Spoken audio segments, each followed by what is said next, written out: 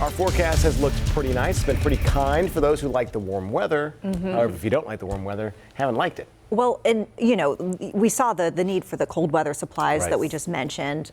So, I mean, obviously, eventually things will get more seasonal, right, Brad? Yeah, we had that one little blip where we had a little cold air and a little bit of snow, but things have kind of leveled off and actually gone back the other way. So it's given us some more time to get ready for the colder temperatures. But look at the color up here at Beach Mountain. This is a beautiful view. Just shows you some of the color that is still available to be seen up in the lower elevations around 3,500 feet and below. Probably the peak this weekend up there. The foothills are going to be amazing. And we got plenty of time for more fall color, which is good news, even though some of the higher elevations not able to get there, and also a lot of leaves are just blown off the trees from Helene, so there was no color at all. Dry cold front on the way. That's why it's so warm today, but it's also been incredibly dry. Since Helene, basically 26 days.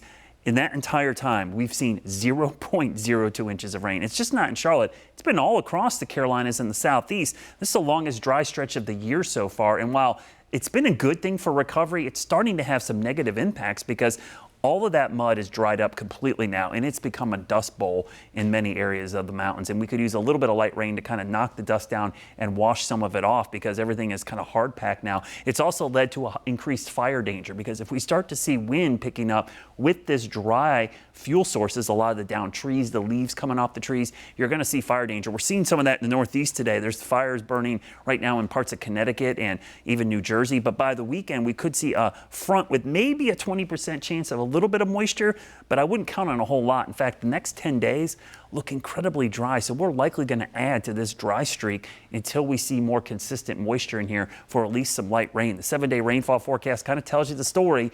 Not much at all. It's Saturday night might be our best chance of maybe a trace to 1/10 of an inch. That would not be much at all. The one thing is for sure, it's going to stay warm and dry, and it's warm by standards for this time of year. Our average high is 71.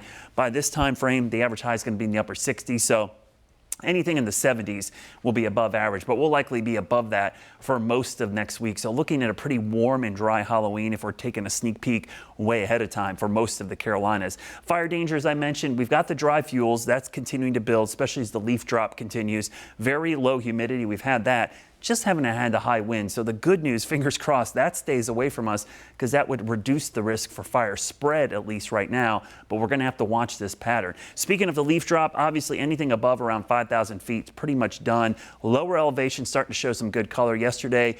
Brown Mountain overlook was great up there, upper Burke County. 3,500 feet and below seems to be a good spot right now to check out some of that fall color. Now this weekend, Saturday, certainly a warm one ahead of the front. We'll have a 20% chance Saturday night into early Sunday. Look at the cool down though with some clouds on Sunday.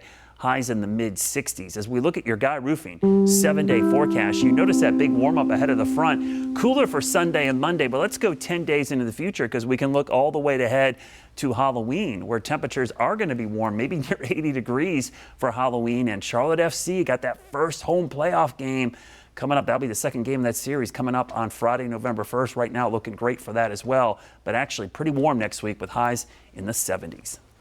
All right, Brad, thank you. And if you ever miss one of Brad's forecasts, you can keep up with the weather anytime by downloading the free WCNC Charlotte mobile app.